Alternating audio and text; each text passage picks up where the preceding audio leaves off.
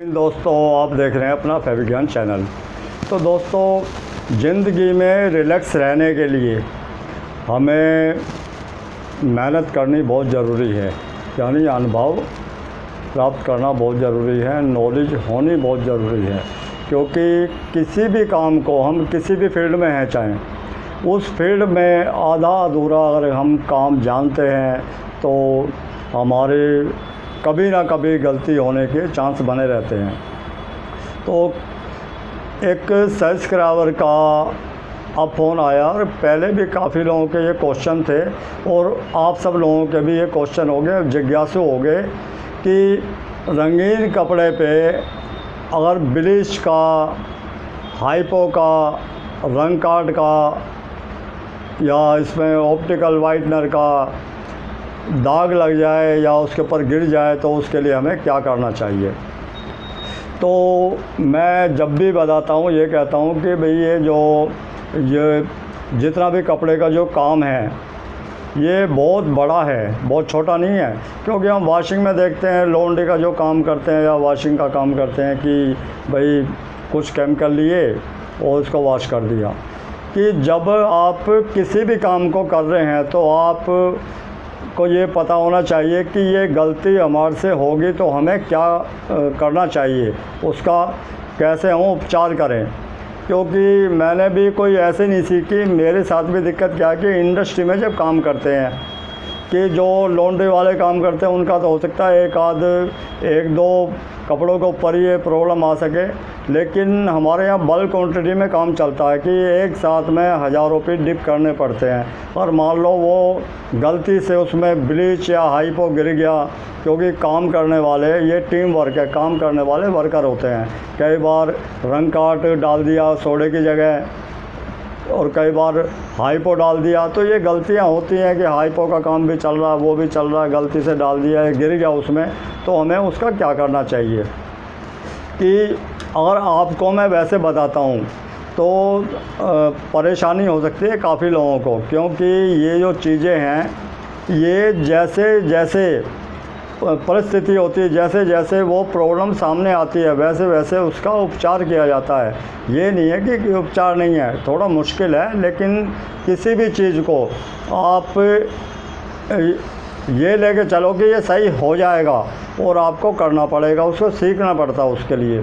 कि पहले मैंने जैसे वीडियो बनाई थी टॉपिंग की या टचिंग की, कि उसमें फैब्रिक जैसे हमारा कोई बिजी प्रिंट है, उसके ऊपर प्रिंट बना हुआ है, उसके ऊपर ब्लीच के छींटे गिर गए हैं या ब्लीच गिर गया है थोड़ा बहुत जगह जगह पे, तो उसको हम क्या है कि उसको रिपेयर करने के लिए हम फैब्रिक पेंट पेडलाइट का होता है, उससे हम उसके लिए ड्राइंग आनी चाहिए, उसको कर सकते हैं। और वो इतना पक्का होता है कि आप उसको हाइपो ब्लीच कुछ भी कर लोगे निकलेगा नहीं, बिल्कुल पक्का कलर होता है।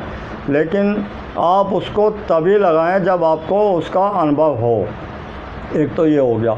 दूसरा, कुछ स्ट्राइप वाले होते हैं जो लाइन वाला है, उसका भी यही है कि उसे भी आप कर सकते हैं, लेकिन इसकी वीडियो बनाना थोड़ा मुश्किल है। और बनाऊंगा तो कितने लोग कर सकते हैं कितने नहीं कर सकते, वैसे टाइम मिला तो मैं इसकी वीडियो ज़रूर बनाऊंगा।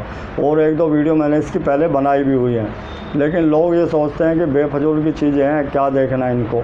लेकिन ये जो चीज़ें हैं ये मैंने सिर्फ तभी सीखी है कि जब मेरे साथ में प्रॉब्लम हुई और उसका लाखों रुपए का जब डेबिट नोट बनने लगा, क्योंकि जब गलती करोगे तो उसका हर्जाना तो आपको देना ही पड़ेगा।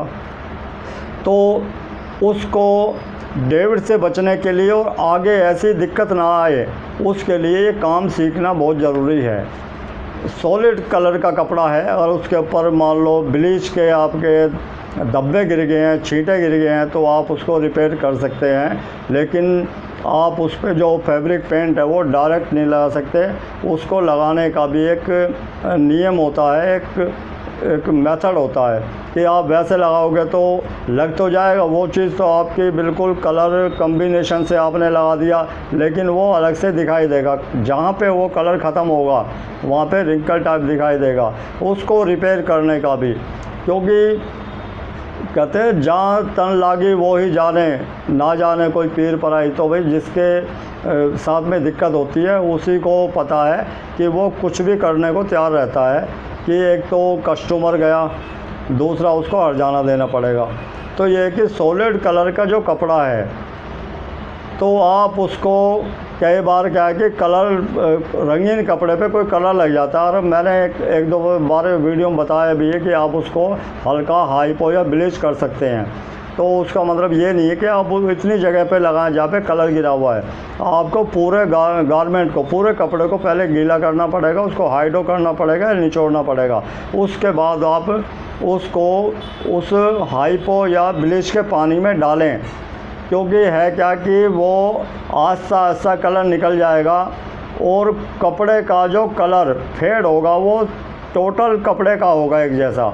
कि आप ये चाहते हो कि एक ही जगह पे लगा दिया जाए तो वो धब्बा बहुत ज़्यादा बन जाएगा और वो जो कलर लगा हुआ है, कलर तो निकल गया लेकिन नई प्रॉब्लम आपकी खड़ी होगी और इसका कोई उपचार भी बहुत मुश्किल है। आपको अगर अनुभव है तो आप कर सकते हैं। तो वही है कि आप अगर मान लो इस टाइप की जो दिक्कत आ जाती है तो कस्टमर से बात करें। मैं एक जनरली बात बता रहा हूँ, क्योंकि जब आप ये काम सीखेंगे वो बात जब की है, लेकिन फिर भी फ़िलहाल जो आपके मान लो कोई ऐसा कपड़ा हो गया तो आप उसे क्या करें। जैसे आपका कोई किसी भी कलर का कपड़ा, जैसे रेड कलर का कपड़ा ले लिया आपने, रेड कलर के कपड़े को अगर आप हाइपो या ब्लीच के पानी में डालेंगे तो उसका जो कलर है वो वाइट नहीं होगा, क्योंकि ये कलर कम्बिनेशन से बनते हैं। वो हल्का सा आपका जाएगा येलो पे, डार्क है ऑरेंज टाइप है। और उसी तरह आप इसको नीले के कलर का जो होगा, जैसे नेवी ब्लू होता है, उसको करेंगे तो वो भी आपका हल्का सा ब्राउन की तरफ जाएगा। और जो आप इसको ब्लैक कपड़े करेंगे वो भी ब्राउन की तरफ जाएगा। उसको काटेंगे पहले ब्राउन कलर निकलेगा, उसके बाद और ज़्यादा डिप करेंगे तो वो हल्का सा ऑरेंज निकलेगा, फिर और डिप करेंगे, टाइम बढ़ाएंगे तो फिर येलो निकलेगा। तो ये है। तो आप कस्टमर से बात करें कि सर ये प्रॉब्लम हुई है, तो आप बिना उनकी बिना सहमति के ये ना करें।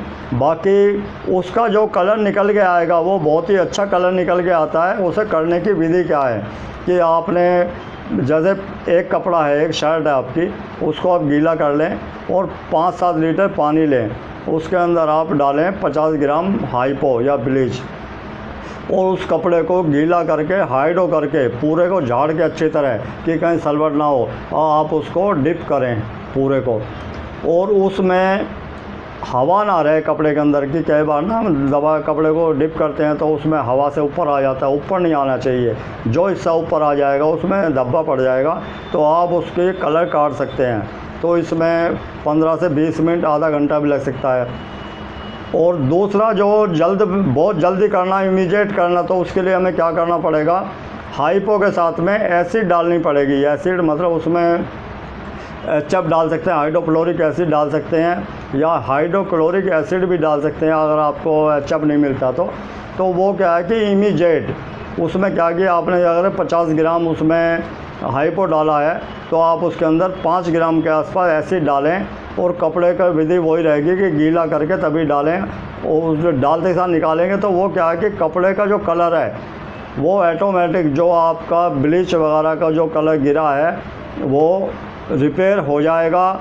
और ज़्यादा कलर निकालना आपको, क्योंकि अब टॉपिंग करेंगे तो टॉपिंग सारे पे होगी, डार्क पे भी होगी, लाइट पे होगी, वो फिर भी दिखाई देगा। टॉपिंग इसका सलूशन नहीं है।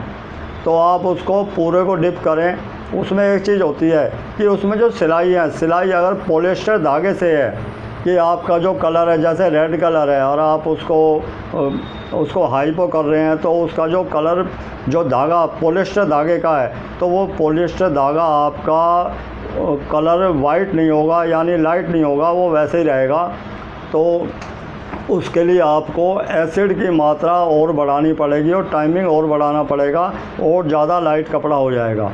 कि ऐसा नहीं है कि कपड़ा ख़राब लगता है, क्योंकि मैंने हज़ारों की तादाद में इस टाइप के कपड़े किए हैं। मेरी शॉप वगैरह नहीं है, फिर भी इंडस्ट्री के अंदर ही काफ़ी लोग जैसे होते हैं कि सर ये मेरे कपड़े में प्रॉब्लम आ गई है, क्योंकि ये किसी के साथ भी हो सकता है, कोई जानबूझ से कोई नहीं लगाता, तो आप उसको कर सकते हैं। बहुत ही अच्छे कलर निकल के आते हैं, लेकिन उसमें एक सूझबूझ की आवश्यकता होती है। तो ये जो चीज़ें हैं ये एक दिन में आप नहीं कर सकते। बाकी ये जो मेथड बताया इसको आप किसी रफ कपड़े पे करके देखें, ट्राई करके देखें, क्योंकि आगे आने वाले भविष्य में आपके बहुत काम आने वाली हैं ये चीज़ें। जैसे कपड़ों पे एक कपड़े का दूसरे कपड़े पर रंग लग जाता है, तो हम उसके लिए अनुपम लगाते हैं, डिमेथिल फॉर्मामाइड, और उसके लिए हम हाइड्रोजन पेरोक्साइड और मीठा सोडा लगाते हैं। उसी तरह आजकल वो जो इंडस्ट्री में जो केमिकल आ गया DKR और इसमें चिल्लर वॉशिंग ऑफ, तो इमीडिएट निकाल देता है। किसी भी कपड़े से जो गर्म होने वाला उससे भी कुछ गर्म पानी में नहीं चलते, तो उसको भी आप यूज़ कर सकते हैं। तो ये है कि बाकी ये चीज़ तो आपके सब जगह मिल जाती है। इसमें ये नहीं कि आपको कहीं केमिकल ढूंढना पड़ेगा। उसी तरह की उस पर रंग काट गिर जाए, रंग काट अगर मान लो इमीडिएट गिरा तो कलर वापस आ सकता है, उसको हम न्यूट्रल करें सोडे से। तो जैसे मान लो अभी गिरा है रंग काट में, आपके कोई रंगीन शर्ट गिर गई है, तो उसको इमीडिएट आप पानी में खंगालें, पानी में खंगाल के उसको सोडा कर दें तो वो वापस आ सकता है। बाकी ऑप्टिकल वाइटनर अगर गिर जाता है, तो जैसे क्रीम कलर पे गिर गया, तो आप उसको फिर इमीडिएट कोई भी एसिड लें, एसिड लेके वो एसिड के पानी में डालें उसको। एसिड का पानी वही होता है जो 4 नंबर का, जैसे आपने 10 लीटर पानी लिया, 10 लीटर पानी के अंदर आप 50 ग्राम डालेंगे और उसको डिप कर देंगे, तो वो वापस मतलब जितना भी आपका ऑप्टिकल वाइटनर है वो कट जाएगा। उसके बाद आप उसको न्यूट्रल कर लें सोडा से, सोडा एस या मीठे सोडे से और डिटर्जेंट के साथ में। तो ये है।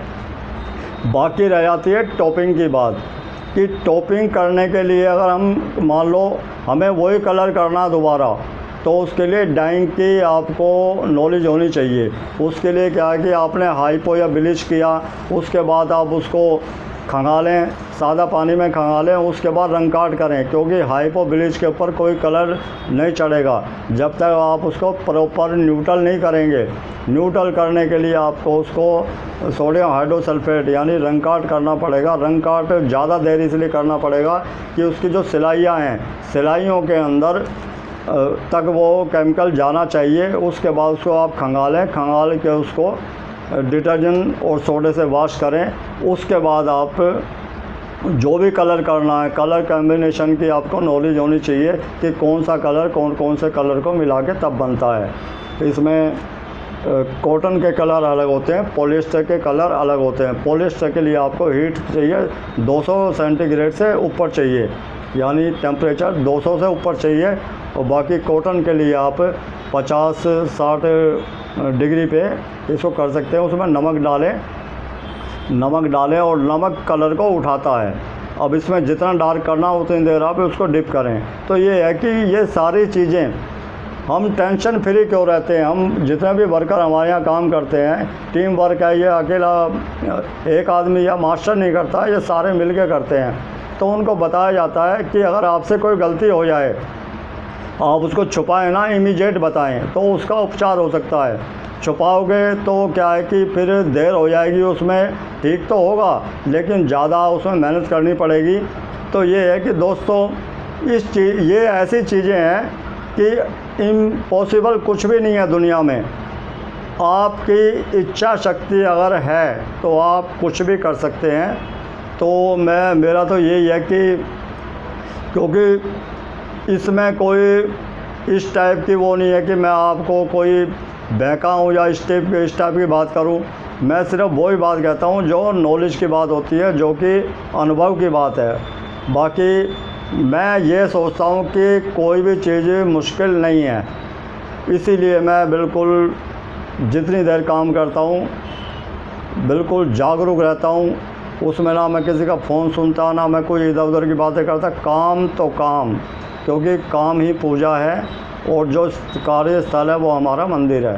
तो उसको पूजा समझ के काम करें और काम को कभी बोझ ना समझें कि ज़्यादा काम आ गया तो ये समझ लगे भी कि ज़्यादा काम आ गया। उसको बिल्कुल ठंडे दिमाग से एक के बाद एक काम करें और एक काम को करके दूसरे काम के ऊपर ना जाएं।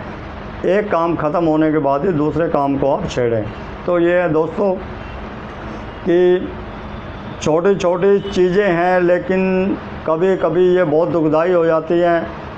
उनका एक ही इलाज है कि आपको अनुभव प्राप्त करना पड़ेगा। जहाँ तक मेरे से हेल्प की बात है, आप कभी भी इस टाइप के या किसी टाइप के कपड़े के विषय में कोई भी क्वेश्चन पूछ सकते हैं। तो दोस्तों कपड़े का विषय है काफ़ी बड़ा है, और क्योंकि इसका उतार चढ़ाव सब कुछ देख के तभी ये आदमी इस लाइन में उतरता है, किसी भी लाइन में उतरता है। तो हर एक चीज़ का जहाँ अच्छाई है उसकी बुराई के विषय में पता होना चाहिए कि ऐसा हो गया तो हम क्या करें। यही एक्सपेरिमेंट करते रहते हैं, इस केमिकल को मिलाने से ये क्या हो जाता है, इसको मिलाने से क्या होता है। तो एक्सपेरिमेंट करते रहें, इधर उधर की बातें गपशप ना करके थोड़ा फोकस करें अपने काम पे, एक्सपेरिमेंट करते रहें। क्योंकि जो भी लोग हैं, मैंने कहीं से वैसे नहीं सीखा, मैंने भी काफ़ी ठोकरें खा के, काफ़ी मेहनत के साथ में दिक्कत आई तो उसका सामना किया। हिम्मत कभी मत हारना, हिम्मत हार गए तो उसके बाद कुछ भी नहीं कर सकोगे। बाकी कोरोना वायरस का ये दौर चल रहा है तो काफ़ी निकल चुका है, थोड़ा सा बचा हुआ है, थोड़ा धीरज बना के रखें, टाइम फिर वही आएगा। स्थिर कोई भी चीज़ नहीं है। जो भी इस दुनिया के अंदर अच्छे टाइम है, नहीं रहा तो बुरा भी नहीं रहेगा, बुरा है तो अच्छा, तो ये है, ये चलता रहता है। अगर बुरा टाइम नहीं आएगा तो अच्छे का अनुभव का कैसे पता लगेगा। तो दोस्तों कपड़े का विषय आगे भी इसी तरह चलता रहेगा। आपकी जो भी प्रॉब्लम है कपड़े के विषय में आप मुझसे शेयर कर सकते हैं। बाकी कोरोना वायरस से प्लीज़ बच के रहें। आप सुरक्षित तो आपका देश सुरक्षित। मिलते हैं दोस्तों ब्रेक के बाद। जय हिंद, जय भारत।